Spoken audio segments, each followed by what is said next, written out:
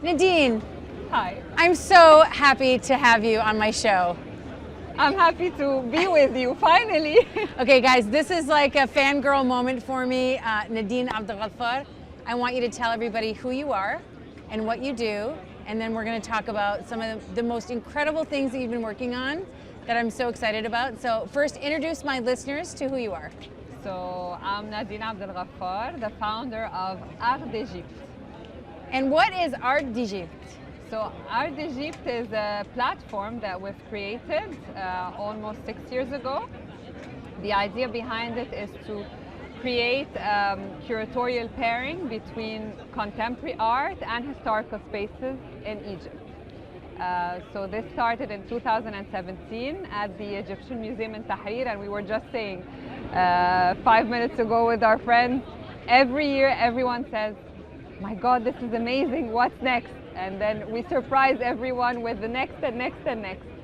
So this year was at the pyramids, Forever is Now, with 10 artists from around the world that showcase their art in juxtaposition with the pyramids. And it was the first internationally curated exhibition in history.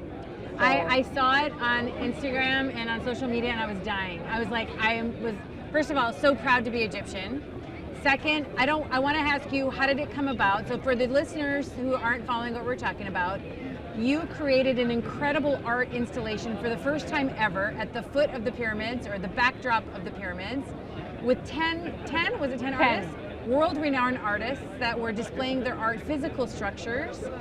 And I want to know, what's the concept behind Forever is Now? How did you get these 10 artists? How long did it take you? I want to know every detail about it. I'm just literally obsessed, and I just think it was amazing. So it was a tough journey, actually.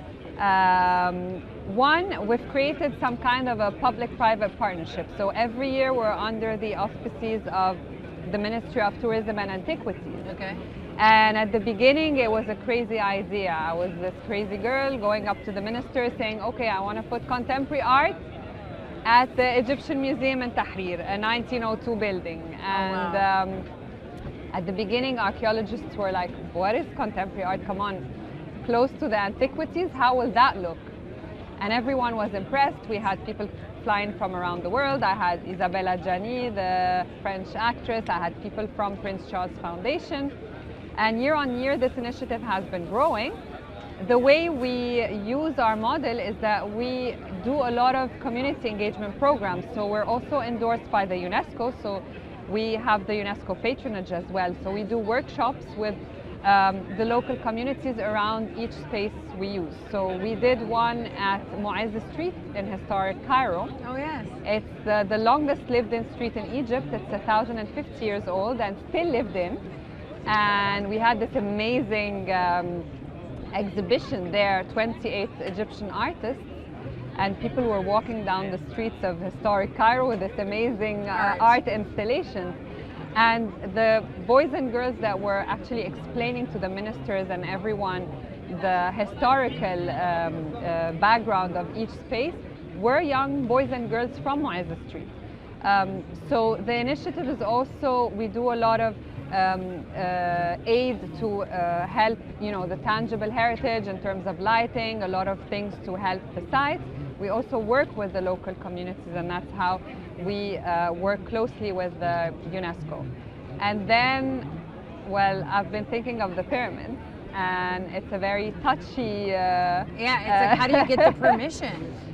So the government really realized how much good this was doing in terms of image building, in terms of bringing in a different type of tourist, the cultural tourism. We don't need to create something new, Yeah. We show this transcendence with our past. And when we decided the pyramids, the ministry granted us the okay to do it here. It was quite a journey because, again, the mindset, I mean, it's the first time to have a big show at the Giza Plateau, so close to the monument. So it's quite a challenge. But we did, I mean, that's why we limited it to 10 artists this year. There was a lot of preparation. Maha, you cannot imagine what we went through. We only had 10 days to install. 10 days to install? 10 days to install those huge installations. And to protect the site, we had to put plastic sheets on the floor so I don't touch the sand, and then new sand on top of it, and then the installation. Oh, wow. It's a UNESCO site, come on. It's the living wonder of the world. Of the ancient world, the only living wonder. So again, we're happy, of course, to take care of the space. But the synergy, Maha, the journey was unbelievable. One, I have to thank our international curatorial board. We had an honorary board. Oh, wow. So I had curators from around the world, and each one was thinking of a couple of artists, and that's how we got everyone together. And the beautiful part is the behind the scenes were incredible. Really? Did you film it? Yes. Did you create content? Yeah, on Instagram, and I can send you some of the stuff. Yeah, I want to see.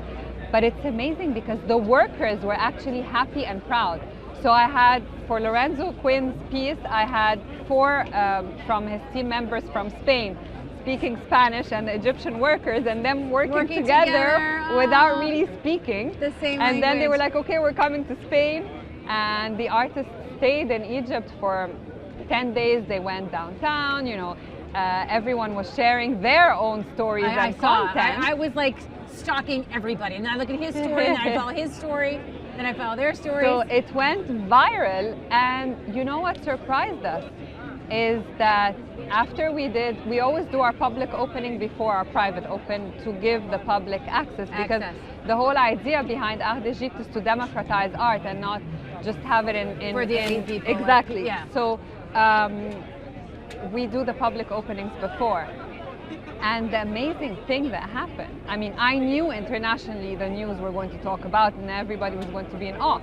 But for the Egyptian public, the greater public, we've had 500,000 visits. 500,000 visits. In less than a month. It's insane. That's incredible. I mean, you couldn't even get into the pyramids. It was so crowded. And people from all walks of life. Young people, old people, students, people interested in art, people not interested in art, dancers, you know, like yoga instructors. It was insane. I mean, everyone was making stories and creating content on their own, and it was just incredible. I never, you know, I'm like really dummy in social media. I'm, no, you're not. I'm an old soul, and so, and like Amy, who's helping me with the social media, was like, can you imagine? I mean, the Instagram is going crazy. Do you see what's happening? And I was like, my God. And she's like, all I'm doing is just reposting. But it's insane. A lot. It's a lot. And the nice thing is that, you know, the horse and carriage guys, we helped them restore a couple of carriages. And they were actually doing private tours to the exhibition. And they were explaining the artwork. And they were showing people how to use the QR codes. I love that. And that was just for us. Everything. The journey makes it so much easier because, you know, again, funding is an issue. We don't have, like the rest of the world, like art institutions that would help or foundations that would help. So that makes it really challenging every year. And that year was a huge undertaking. Yeah, of course. Especially last year, all the COVID things that were going on. Exactly. So what did you do? Did you ever think that it wasn't going to happen because of COVID? No. I was so convinced. Sure, because I actually tried to disinvite people because I had 400 people flying from all over the world to attend. We had on our opening night like 1,000 people. It was crazy, insane, really. Like until now, like that day I was so overwhelmed and I was like, really, did all these people come? Like, no one canceled, guys. And all of these people came from everywhere and stayed in Egypt for at least 2 weeks because our program is like a 4-day program. So as you know, every year we do the first day in a historical site, and the next day we show people the Khidewi Cairo, downtown. Midan al-Tahrir and all the area around it. So we had 12 locations where we had almost 60 Egyptian artists. Oh wow. And that was beautiful because people actually walk downtown. So you have all these foreigners walking down the streets of Cairo. Checking out the streets, nice. Did you, Did you think it was going to be this big? No. I think if I knew it was that big and that difficult, I don't think I would have had the guts. What was the biggest challenge that you faced? Oh my God, so many challenges every single day. One, to get everyone on board and to convince everyone. To do it. To convince the government, all the different authorities, because it's not just the ministry. You have the tourism police, you have so many people you need to convince. And the beauty of Art d'Egypte is that it doesn't really belong to us. It belongs to all of our partners. And I consider everyone as a co-creator. And that's the beauty of it, because people have their hearts and soul into that. One of the businessmen that helped me, actually the Sawiris family, was like, Nadine, look at people's faces. They're people so happy. are genuinely happy and in awe. And this is not easy, because this is an initiative that came, I mean, we're working full-heartedly. We're a team of 8 women, 8 Egyptian women. And despite all the stereotypes that you have around, we make things happen. We make things happen. I mean, women get power things done. And works. It's just natural. What was it like having Prince Charles come take a look at it? So actually he was coming to visit the pyramids, and we had to keep the exhibition one day longer. So he saw it from his car. We had 2 British artists, Stephen Cox from the Royal Academy and Schuster and Mosley. Nice. So it was good too. That was like the last day. You're like, we're finally going to close it down. We end with the royal. We end with the royal. We end with the royal visit. How do you think people think about art after experiencing what you did? They understand that art is not far-fetched, that art is, I mean, can be interactive. All the pieces were interactive pieces. And I think that's the beauty of it, is that it's not exclusive to a certain audience. It's attainable. It's attainable, and it's for everyone. And I think Egypt is ready for that. What do you think about what's happening with NFTs right now in the art community? Because artists are finally getting their sun, pardon the sun, or what's the saying? They finally getting their well-known recognition, because they're always struggling and no one really took them seriously, or they couldn't get their work to be seen, or they had to have a curator put them in a museum. Now they can go like everything else, direct to consumer. So I'm one of the people that is converted. Because at the beginning, you know, again, I'm telling you, I love heritage spaces, and I'm literally an old soul, and I think I was born in the 20s. But what I've seen in the past 2 years, especially post-pandemic, is that people access so much faster. I mean, the world is just, if you do that, you reach the US, you know, and with all the Zoom meetings we've had, I mean, I got one of our advisors, whom I love, Peter Manuelian, Harvard University, just because I took a course online. And I fell in love with him, and I called him, and then he became one of our advisors, and he was a contributor to our catalog. What do you say to people who think art is not for them, that it's too expensive, or they can't afford it? They can appreciate it regardless, right? Definitely they can appreciate it. And then there's art for everyone. I mean, a lot of emerging artists are very affordable. And I always tell the women especially, don't buy clothes and bags, and buy art. Buy art. Buy art. Art is an investment. How do you think, if you're a young artist and you saw that installation and you aspire to either be a part of something so big or to develop a career as an artist, you know, not doing it as a side hobby, because a lot of people feel like struggling musicians or actresses or artists that they can't find a career, or people, their parents won't take me seriously if I say I want to be an artist. What do you say to that? Look, I think you should follow your heart. And honestly, this is what keeps our team going, is that we follow our dream, we dream big, and we work really hard. And passion and perseverance are key. And I think as a young artist, definitely try to go to galleries, try to get your art out there. And as you said, there are so many ways now virtually where it's not, you don't need to invest so much into doing it. I mean, look, social media is taking over TV. I mean, even myself, I mean, I stopped watching news. I go on Cairo Scene to get, If I want anything on Egypt, I'm just okay. Anything Social that media. happens, I just look on social media, which was not me at all. And now with NFTs and with everything that is transformed in the world, it's just so much easier. Tell me your story. When did you fall in love with art, and how did you start your career in art? It's a long story. So I was born and raised in Alexandria. Okay. With a lot of people that are into, I mean, we're cultural promoters mainly. So anything that has to do with the creative industry, we just launched an award called Obelisk Design Award.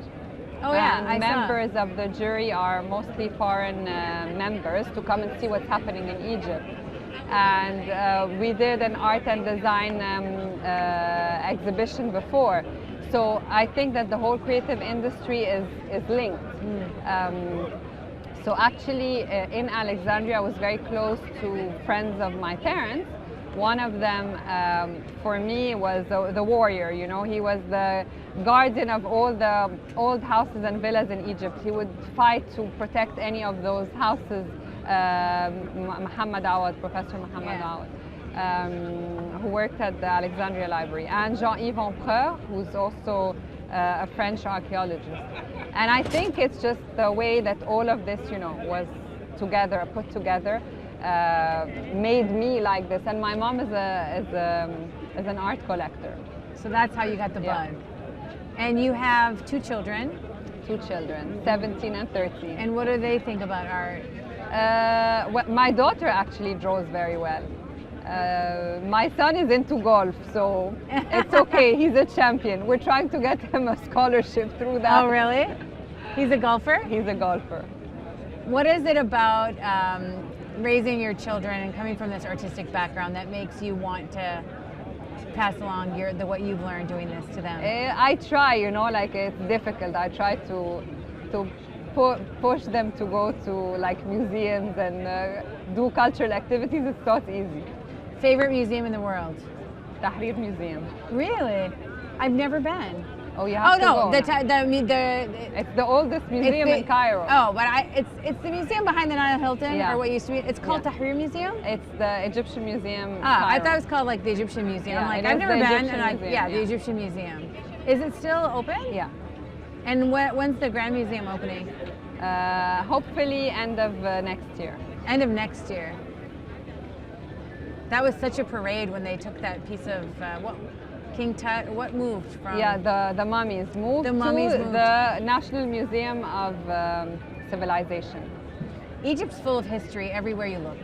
And so much is happening. Today there's the parade, the Sphinx. The Luxor parade. Yeah. What is that? Tell our listeners what that is. So that is amazing because they've redone the Sphinx alley. So today is the opening of the alley. Good. I'm going to be going to Luxor one very soon. One more thing before we go, because they're telling us that they need their spotter. We need to wrap up.